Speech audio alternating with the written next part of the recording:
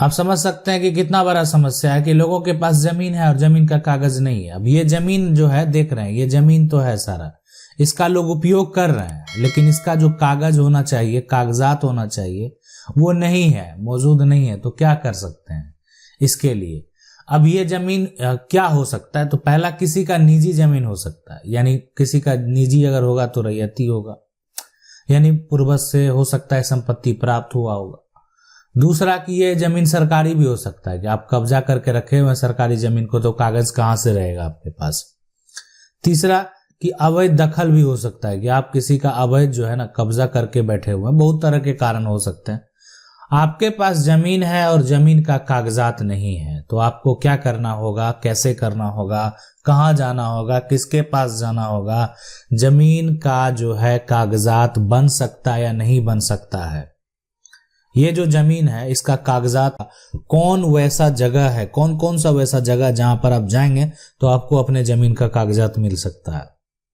इसलिए कि आपके पास प्रॉपर्टी है, आप उपयोग कर रहे हैं, लेकिन अगर देखा जाए तो एक तरह से कानून के नजर में जो है, सरकार के नजर में संपत्ति का मालिक जो है और मालिकाना हक जो है, आप प्रूफ कैसे करेंगे? एक तो हो गया ठीक है, दखल भी होता है। दूसरा ये होता है कि आपको अभी एक कागजात दिखाना होगा, और वो कागजात दिखाकर जो है आप संपत्ति पे अपना हक का दावा कर सकते हैं कि आपका ही संपत्ति है ये। तो आखिर ये जमीन तो जो है, लेकिन अगर कागज नहीं है तो क्या क्या नियम है इसके लिए, कौन कौन से कागज होते हैं जो रहना बेहद जरूरी है, तो उसको समझेंगे और जानेंगे। देखें, कागज की बात करें तो अगर ये जमीन जो है ना, अगर पूर्वज से प्राप्त हुआ है आपको, तब इसका एक खतियान जो है वो जरूर होगा। आपके जो है दादा परदादा के समय का जमीन है, आज आप उसका उपयोग कर रहे हैं, तो जमीन का एक खतियान जो है, जमीन का आप समझ सकते हैं कि अगर खतियान की बात करें तो एक पूरा एक डिटेल है खतियान, खतौनी, जिसमें कि सारा इंफॉर्मेशन जो है जमीन का मौजूद रहता है। वह एक दस्तावेज है और जिसमें आपका जो संपत्ति है उसका सारा इंफॉर्मेशन, सारा जानकारी जो है, मतलब इसमें संपत्ति का जो है, एक तरह से संपत्ति का जानकारी जो है इसमें दिया रहता है। आपके जमीन का जो है जानकारी इसमें मेंशन रहता है। ये आपका खतियान है, इसमें आपका प्रॉपर्टी जो है वो मेंशन है। और ये खतियान जो है आपको, यानी जो दादा परदादा है उनके समय से ही ये जो है एक तरह से पहले का भी खतियान होगा, और यानी तभी हो सकता है जब ये संपत्ति जो होगा वो पूर्वज का संपत्ति होगा। आज अगर कोई संपत्ति आपके पिता या आपके द्वारा खरीदा गया होगा तो उसका एक सेल डीड यानी रजिस्ट्री का कागजात होगा। ये अगर मान लेते हैं थोड़ा पुराना होगा तो उसका वैल्यूएशन हो सकता है थोड़ा कम हो, आपको 500 देखने को मिले, आपको 10 देखने को मिले, आपको 100 देखने को मिले, आपको जो है ये यानी 1000 देखने को मिले, और आपको जो है कहीं 5000 भी देखने को मिले, कहीं 10,000 भी देखने को मिले। तो इसीलिए देखें, ये तो राज्य का अपना एक वैल्यूएशन है, जो कि अगर आप जमीन को यानी प्रॉपर्टी को रजिस्ट्री करवाएंगे, यानी उसका एक सेल डीड अगर तैयार होगा, आप किसी को अपनी प्रॉपर्टी को दे देंगे, तो एक जो स्टाम्प का वैल्यू होता है वो राज्य सरकार के द्वारा तय किया जाता है। और हर राज्य में ये जो है अलग अलग है, कहीं 1000 है तो कहीं जो है एरिया वाइज जो है वो 5000 भी है। लेकिन सबका जो कार्य है वो एक ही है, यानी वो एक जो कि आप सरकार को दे रहे हैं, वो एक टैक्स है जो कि आप सरकार को दे रहे हैं। तो जमीन का कागजात के लिए जो है ये सभी डॉक्यूमेंट होते हैं, यानी हो सकता है कि आपके जमीन का जो है वो रजिस्ट्री है ना, तो आपको रजिस्ट्री का जो है नकल निकालना पड़ेगा। हो सकता है कि आपके जमीन का जो है खतियान हो, तो आपको खतियान का जो है वो नकल निकालना पड़ेगा। अगर देखें यहाँ पर, अगर नकल जो है वो खतियान का अगर आपको निकालना है तो उसके लिए क्या करना पड़ेगा? देखें, सबसे बड़ी बात है कि कागजात नहीं है, ठीक है, अभी तो ठीक है, अभी मान लेते हैं आपके पास नहीं है, और लेकिन आपकी प्रॉपर्टी है। अगर हम जिसकी बात कर रहे हैं कि आपके पास कागजात नहीं है लेकिन प्रॉपर्टी आपकी है, आप किसी दूसरे की प्रॉपर्टी पर नहीं है, तो उस केस में क्या होगा कि आपको अपना संपत्ति का कागजात, मतलब हर जिले में जो है ना, जिला का जो है अभिलेख बनाया गया। हर जिले में जो आपका राज्य है उसमें एक अभिलेख विभाग बनाया गया, जिसमें क्या हुआ कि आपके जमीन का जो खतियानी एक तरह से प्रॉपर्टी है, वहां से आप उसका जो है नकल प्राप्त कर सकते हैं अगर आपको पता है कि आपकी प्रॉपर्टी किस क्षेत्र में है। मान लेते हैं आपको गांव, मोहल्ला, क्षेत्र जो होगा वो तो पता होना चाहिए। अगर वो उसकी जानकारी आप देते हैं तो आप उसका नकल जो है वो आसानी से प्राप्त कर पाएंगे।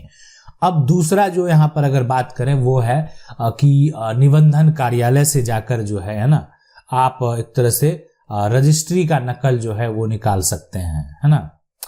तो आप जाएंगे निबंधन कार्यालय और वहां पर अगर आपका कोई भी जमीन जब भी एक तरह से खरीदा गया होगा और आपके पास वो सेल डीड नहीं है, आपके पास ये रजिस्ट्री वाला डॉक्यूमेंट नहीं है, तो आप उसका नकल जो है वो प्राप्त कर सकते हैं। नकल जो है आप उसको निकाल सकते हैं और उसके लिए आपको निबंधन कार्यालय जाना पड़ेगा। तो ये कुछ ऐसे कागजात हैं जो कि तब आप कर सकते हैं जब संपत्ति का टाइटल आपके पास है, मतलब संपत्ति आपकी संपत्ति है, किसी अन्य की संपत्ति नहीं है।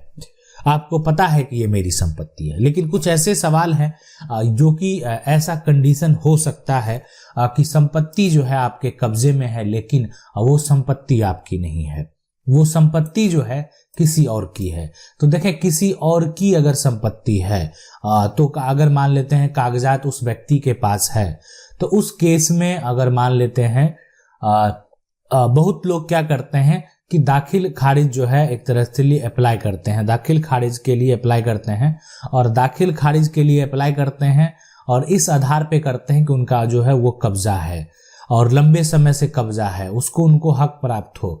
लेकिन सुप्रीम कोर्ट ने साफ साफ एक जजमेंट में कह दिया है इसके पास ये कागजात हो, ना रजिस्ट्री हो, है ना खतियान हो, सिर्फ जाके क्या कर रहा है वो एक रसीद कटा रहा है, सिर्फ जमीन का सिर्फ एक तरह से रसीद यानी टैक्स दे रहा है सरकार को, गवर्नमेंट को, राज्य सरकार को टैक्स जा रहा है। इस जमीन का जो आपका जो है एनुअल टैक्स पे कर रहे हैं, मान लेते हैं 100 कर रहे होंगे, 200 कर रहे होंगे, 500 कर रहे होंगे, जो भी कर रहे होंगे, 100 कर रहे होंगे, तो जो भी सरकार को टैक्स पे कर रहे हैं ना, तो वो आप एक कागजात बनवा लिए किसी तरीके से। लेकिन सुप्रीम कोर्ट का एक जजमेंट आया था, वो जजमेंट आपको मिलेगा मेरे प्लेलिस्ट में।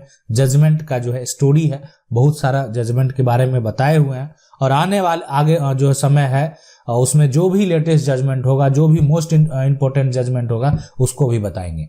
ठीक है, कि आखिर क्या हुआ। तो आपको जो है यानी वो जजमेंट में ये कहा गया कि अगर कोई दाखिल खारिज करवा लिया ना तो उसको मालिकाना हक नहीं मिलेगा। सिर्फ दाखिल खारिज से कैसे मालिकाना, आपके पास जो है बैक प्रूफ भी होना चाहिए, पहले का भी प्रूफ होना चाहिए कि आपको जमीन कहां से मिला, खतियान से मिला, आपको जमीन कहां से मिला, रजिस्ट्री से मिला, यानी तो आपको ना खतियान से मिला, ना रजिस्ट्री से मिला, ना कोई गिफ्ट डीड से मिला, ना कोई वसीयत से मिला, तो आपको मिला कहां से।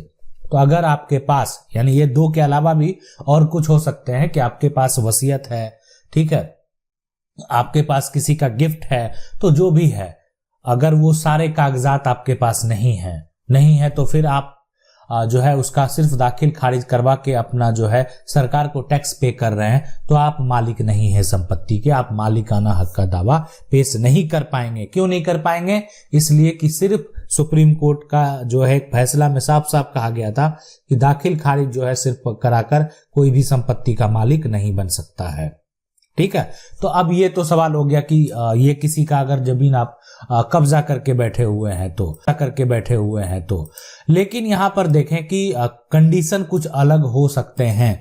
अलग क्या, किस केस में होते हैं कि किसी का भी जमीन है, अगर मान लेते हैं इस पे आप मकान बना लिए हैं और आपके पास जमीन नहीं है, आपके पास भूमि नहीं है, तो सरकार का स्कीम भी जो है वो चलता है कि अगर कोई व्यक्ति भूमिहीन है, उसके पास जमीन नहीं है, तो उसको एक पर्चा जो है वो बना कर दिया जाता है कि जितना दूर में आपका मकान है उस क्षेत्र से जमीन का मालिक भी आपको हटा नहीं पाएगा। जब तक आप जीवित हैं, जब तक आप जमीन खरीद नहीं लेंगे, जब तक आपका जो है घर परिवार जो है कहीं दूसरा जगह घर बना नहीं लेगा, तब तक जो है आप वो पर्चा जो होगा वो मान्य होगा। उसके बाद वो पर्चा का जो मान्यता है वो खत्म हो जाएगा, यानी जमीन आपको छोड़ना पड़ेगा, जमीन आपको खाली करना पड़ेगा।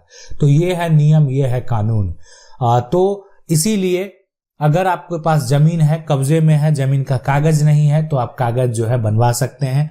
और इस प्रकार से अगर सरकार डिपेंड करता है कि सरकार आपको बंदोबस्त कर दे।